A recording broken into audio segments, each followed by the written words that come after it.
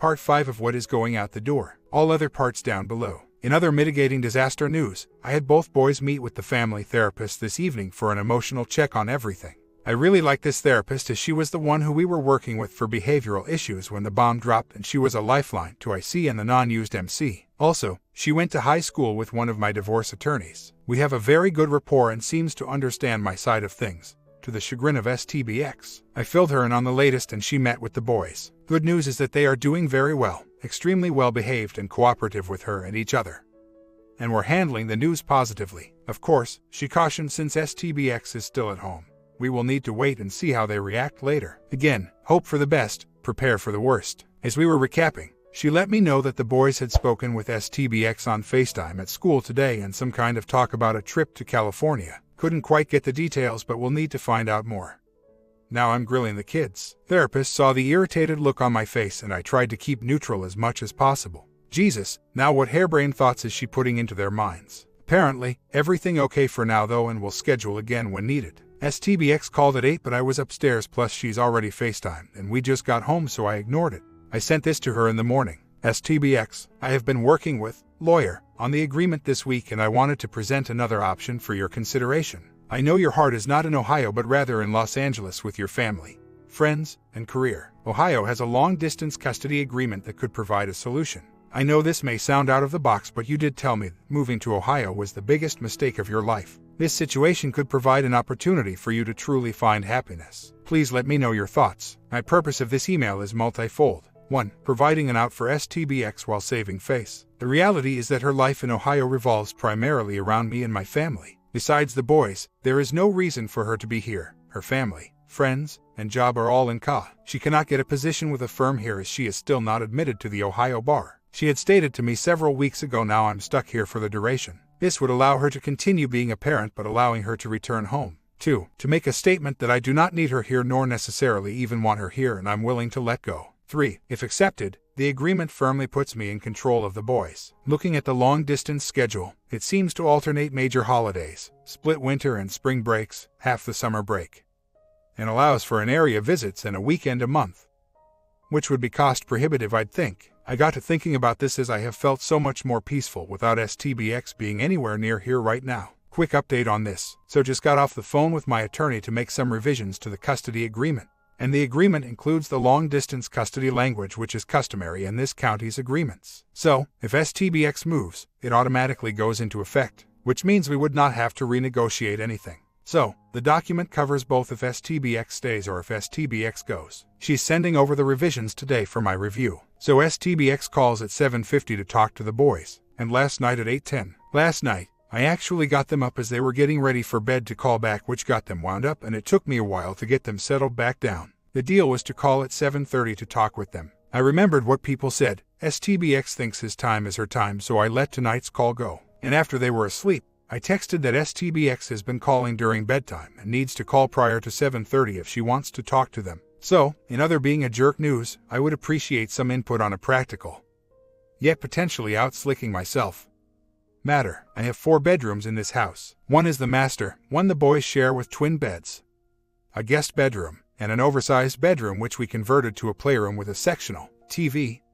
train table. The 2 to 3 year plan was to finish the basement and use that as a music playroom. Now that's not going to happen. However, the sharing of the bedrooms for the boys is not working with one parent, and very rarely two, as they cannot quit entertaining each other enough to settle down. So, I have 1 that sleeps in the boys' room and 1 that I put down in the guest bedroom. STBX has been sleeping with 1 in the guest bedroom since the separation. I would like to keep the playroom as it's a good staging area for bedtime, after baths, etc., and would like to convert the guest bedroom into the other boys' bedroom. Downside is I won't have a guest room. I really have no overnight guests as my family is here, but I like the idea of having one if needed. This guest bedroom is furnished with my original master furniture from when I was single, and I could move it all to the basement. Now, the outslicking part. I am very tempted to make this change this weekend and Monday while STBX is out of town. One of the other big benefits is that STBX will not have a bed at this house to sleep in. There is, however, the sectional in the playroom. What is proving to be a motivation is the thought of those online personal ads and STBX sleeping like a log in my bed with my furniture. Do you guys think this would be justified or just being a jerk? Frankly, I don't want to co-parent. I don't want to be amicable with someone who has pretty much spit in my face after years of emotional and financial investment. I don't want to co-parent with someone who I see now as irresponsible and self-serving. I don't want to co-parent with someone who I now see as a potential liability for my kids. Since STBX has been out of town, the stress level has decreased exponentially. The boys' behavior has improved dramatically. Life has been pretty damn pleasant, but the fact is, I will have to, and figure out a way to make this work for me and the boys. If holding something over her head is going to keep STBX in line regarding actions that could harm the boys, well, that might be warranted. I've already discussed adding mandatory sobriety into the agreement, and STBX is well aware that if that is breached, all bets are off. I'm at a place now where I've let STBX go emotionally, but I'm still not able to move on due to the situation. I'm sick of the limbo, sick of the walking on eggshells, sick of trying to balance this whole thing.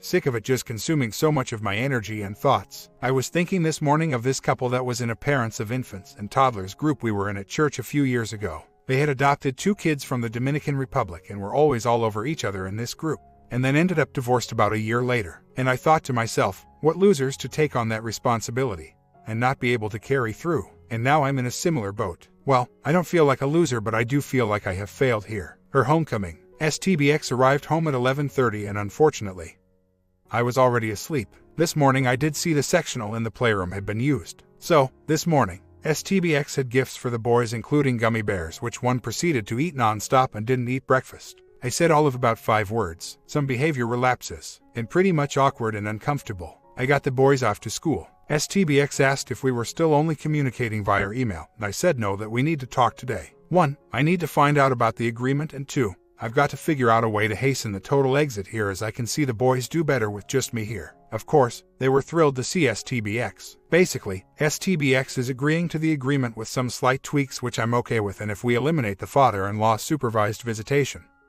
which she acknowledges, and I made the point there. So, this should be done by next week, as all major terms agreed to. All very amiable. Of course, we had a general relationship, rehash discussion. Basically, we just see this whole situation so differently. She says I just don't understand her decision and have been hearing things I wanted to hear out of context the last several months. And she doesn't get my position about the resentment about the no MC option or trying to make it work for the boys. So, we agreed to disagree. I also revisited the online stuff and let her know I had discussed with my parents. True. Some friends at church. True. Some parents who are friends of ours at school. Not true, but a bluff. And whether they found this appropriate enough. STBX was horrified and copped to it all again, but acknowledged it with some further details as just messing around one night out of boredom, and stated that down the line we will probably use this for internet dating. I agreed, but I reminded her to be aware of in what context, etc. She did acknowledge some bad judgment on that and said she has not gone out with anyone since this. And as all those were issues she's working on, and I do believe this, and did let her know I was bluffing on the school parents, but indicated I better not see any of this stuff again. Not for my business, but for the kids. STBX said, look, I'm living in a duplex next to the boys' high school babysitter. Do you think I'm that unaware? Well, let's see, at least the point made there too. Then we discussed the need to both work together, and she wants to try to get to being good friends again, as she thinks that will be best for the boys and move past the anger and resentment both sides. Which I said easier for you to say, but agreed to be amicable for now and not to repeat this morning's awkwardness. Also comment on how she didn't sleep well as the bed was rudely removed, which made me laugh. And then made the plans for the rest of the day and tonight with the boys, etc. STBX picked them up right after school and took them over to play at the rental and then out to eat. I went to the gym and then we'll sign them up for T-ball. So, help me God, I would have reconciled on the spot. Wisely, I kept my mouth shut. So late this afternoon, the new family room carpet was being installed and STBX came in with the boys amidst a first floor full of displaced furniture. I could tell that having a major purchase without her input bothered her. Of course, I played it up for the boys like how much better this carpet was, thicker, etc. We had family movie night as usual with our housekeeper who had arrived late. STBX had a project due and was working in the office, so not much family togetherness tonight. STBX made several references to well in my house, which was starting to get on my nerves. I have busted my tail for 10 years to achieve a certain level of lifestyle for our family, and she walks out on that for some dumpy 90-year-old duplex that my kids will be spending a large portion of their time in. Well, my sympathetic thoughts evaporated pretty quickly. Yes, she will be sitting alone on church for Easter and can go to McDonald's for lunch if she can't scare up some invite to someone else's family that day. STBX will be out by April 10th one way or the other. As I mentioned earlier, if I can keep this amicable, it will be a major money savings for me in the long run. Yes, it's cake eating, but legally I couldn't enforce it either. That last night dinner I really believe was friend. STBX had stopped by earlier, and if we were there, she'd have stayed, since she knew I was probably at my parents' for dinner.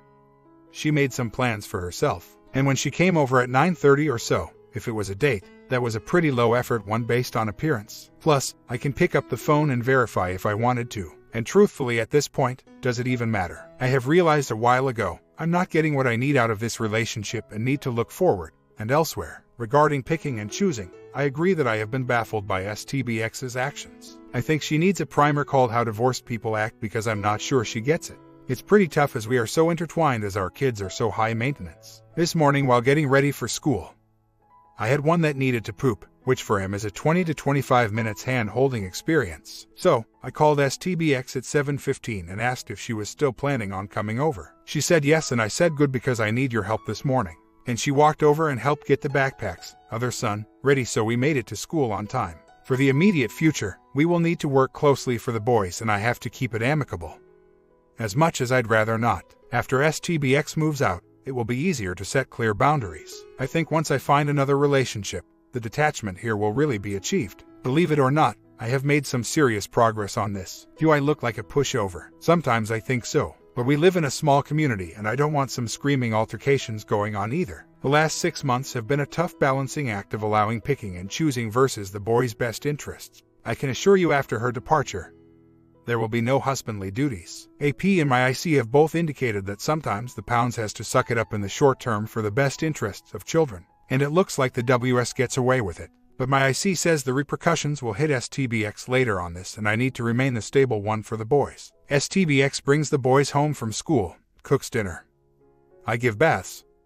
We put them to bed, and before one boy is asleep, STBX is out the door and over at the rental. So, I send a text saying we needed to talk and come back over, and she responds she's working on a project with the senior partner and will call me in a few minutes. She calls me and I say, look, I am not okay with you flitting in and out of here at your convenience. It's confusing to the boys and I'm not comfortable with it. You need to either stay here and ride this thing down with me or stay over there permanently. So, she replies that she's implementing the schedule now that we had agreed upon for Mon and 2 nights at the rental and then rest of the week here until the agreement is signed since you won't let the boys leave. This is what we decided before my 2-week trip to Le. And says funny that you are requesting me now there full-time as you took the bed away. So, I said we needed a firm schedule and boundaries moving forward for the next few weeks, which she agreed with. So, I'm now kicking myself for making that agreement for Mon and 2 nights for the soft transition. I didn't foresee the issues on that. She will be back over on Wednesday. Is it bad karma to want somebody to be hit by a truck? Weeks later, well, it's over. After some last-minute back and forth today with the lawyers, STBX and I agreed on the custody agreement at 4:30 p.m.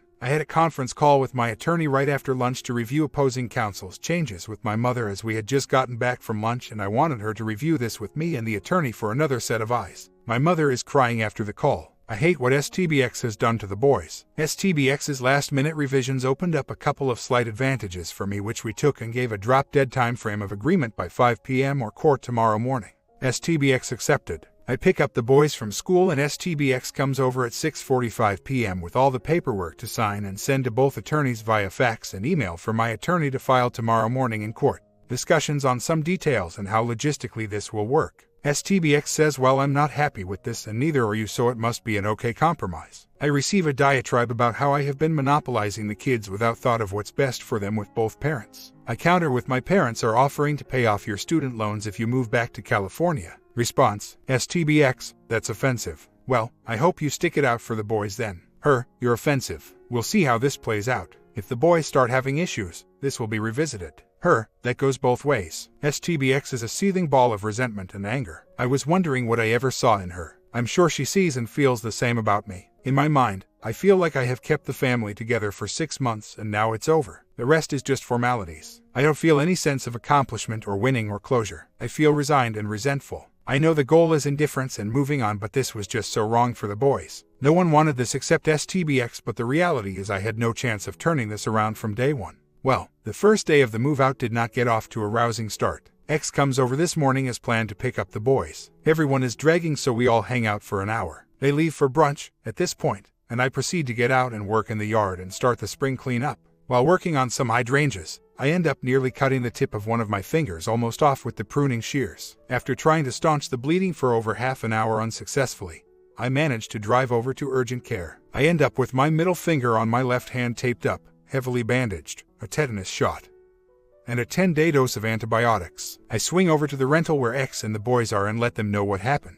Boys think I've cut my finger off and want the details of the shot. I had vowed not to step foot in that rental while the boys were there, but that went by the wayside. We all ended up hanging out for another hour. I asked X if she could watch the boys for about 2 hours while I got myself cleaned up, got something to eat, and she agreed. I also asked if she could come over tonight around 7:30 or 8 to give them baths because I can't get my left hand wet for a couple of days. She was amenable to that also. So, boys came back over, we played table game, Legos, etc., had pizza and movie night. X comes back over for baths and bedtime with some ice cream that I had requested, then heads back over for the home projects she's working on. So not much different than our usual life in some ways. Good news is that I'm noticing not quite indifference on my part, but something akin to that now. Months later, personal update, posted my first online dating profile with great anticipation. Excitement Sunday. 2 days later I remember how little luck I had with that 13 years ago. No replies from the ones you want and interest from ones you'd never date. So, the bloom almost off that rose already. However, showing this may take some more work than just clicking a few keys. On the plus side, X dropped off the boys yesterday with my parents for a few days, and my mom said that someone had gotten a new haircut that looked terrible. So, I was cleaning the house and X's large stash of legal document boxes. 25 plus. Wet and soggy. So, I sent a text saying I'm cleaning this out and the water reclamation company is coming tomorrow, so I'm tossing this stuff. And X sends back a text saying that since it's not shredded, I can't toss it out, but can I go get storage bins and put this in and I will be reimbursed. I said I don't have time for that and it's been sitting around for 5 years. And then X sends me a text saying she will have her boss call me to let me know that I will be held civilly liable for not disposing of confidential attorney-client information, which set me off. So, I said have her call me and I will relate the same thing as it's not my business but yours, and don't even suggest such a ridiculous thing again. Which prompted I'm ridiculous. You haven't said a word about those files and know they need to be shredded, and now you want to toss them while I'm out of town. I would help you if you were in this position. So, help me and let's drop it. So, I said I'd shove them to a side wall and ask the cleaning crew if they can work around them, but it's the best I can do as I'm not hauling up 25 heavy boxes of files. Yes, petty I know. X knows these should have been shredded years ago. Agreed to be out of here by next 2 as the trash day is wet. Another is the fast approaching anniversary of D-Day, next weekend. The mind tapes have kicked in. This past year, every time you touched me, I cringed. I don't want to live with you anymore. I don't want to be with you anymore. As far as I'm concerned, our commitment is just a piece of paper. My eyes have never rolled back in my head. You thought you and the boys were a package deal. I have to be free to be myself. I will only go to MC to help you deal with this. You were a safe place at the time. This hasn't worked out the way I thought it would. You really blew it. And the list goes on. However, on the bright side, my ability to function on a daily basis has improved exponentially, and I do feel good about trying to gain some kind of positive self-awareness.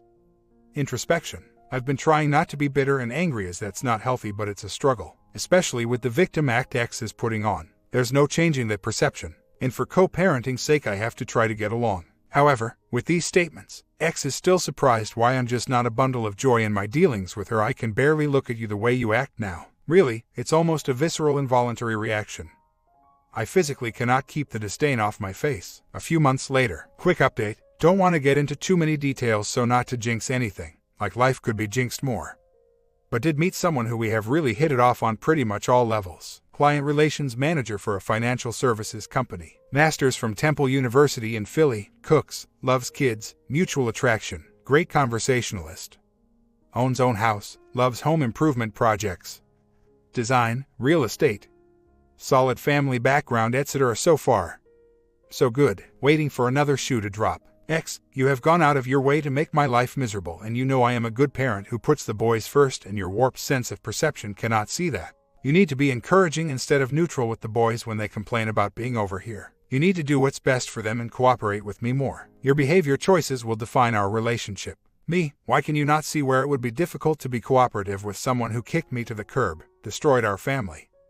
and leaves me to deal with kids who get upset about switching houses, not seeing their dad, etc. We made a commitment to have these kids together and you bailed. X. With good reason. And the kids' well-being trumps your need for life balance in my eyes. And speaking of good reason, I am waiting for the day to hear you take any sort of responsibility for our issues. I am sick and tired of hearing how everything is my fault. Look at your behavior and see why you got some of the reactions you did. And so forth and so on with nuggets about not having the Explorer back seats fixed to keep the kids separated so they don't beat the hell out of each other because of money shortages, but money for a new stereo system. I needed the Bluetooth for safety, and going out with friends, I get free cranberry and soda so I spend at most like $20. God, an answer for everything. End said conversation with X. OP, we have really got to let this go, both of us. Maybe not so productive, but I felt better just getting it out. Months later, I had an intense travel schedule coupled with the boys' activities really taking off. For example, I got in one Friday night from Denver at 1 a.m.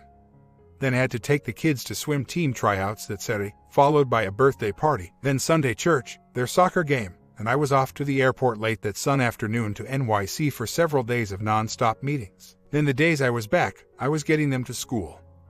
Soccer practice, baseball sign-up, etc. and then repeat. Frankly, I didn't have the bandwidth for anything than what was a must. Frankly, I have been exhausted. The good news is I had to let go and let the ex handle a lot of this stuff like talent show practice, scout meetings, etc. I can only be super dad for so long, and the ex has done a good job with this. We even did a joint Easter appearance at church together and with my family later that day. I had spent the night over there Saturday night for the Easter bunny on Sunday morning. Had a long weekend in San Diego with the ex-GF and ended up being invited by an old friend to an event that said that he was sponsoring.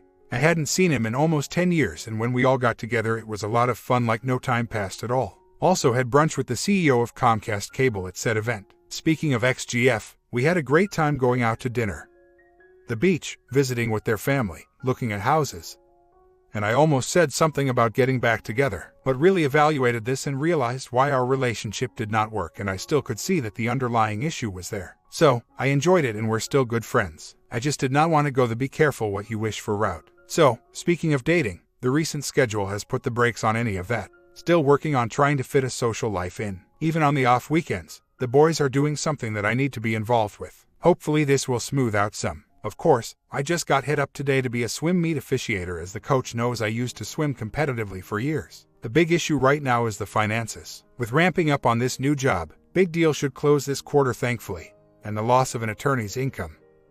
I'm down about 70% each month and footing this entire mortgage. I could sell this house easily and make some significant money, but this school district market is money and there's really nothing to trade down for which would work for us. My parents and I discussed this and to keep the boys here, as they are doing extremely well.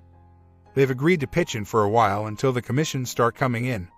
These are long sales cycles. I've started cutting the budget down by letting the housekeeper go, cashed in an old life insurance policy to pay off the credit cards, etc. Hopefully about 6 months. Thank God for the parents. Speaking of X, full-time employment with a 25% raise was found here locally with the Dream Firm, which has resulted in less time with the boys. They recently said that they felt that they were not the priority, but the new boyfriend was. I gave X the heads up and some suggestions for more one-on-one time, but that fell on deaf ears. The boys pretty much now want all the holidays with me at our house, which I have been happy to oblige. But we have been amicable and communicative, so that's going as well as can be expected. Almost a year later, the final update. Refinance the ex off the house. New job is going okay. Very cutthroat environment plus politics, but my boss is great and we are learning to navigate the treacherous waters together as we started at the same time. Gives me a lot of flexibility though for the boys. The ex got remarried to Greg and they have bought a new house in the neighborhood that they are closing on next month. On the relationship front, I have been a dating machine,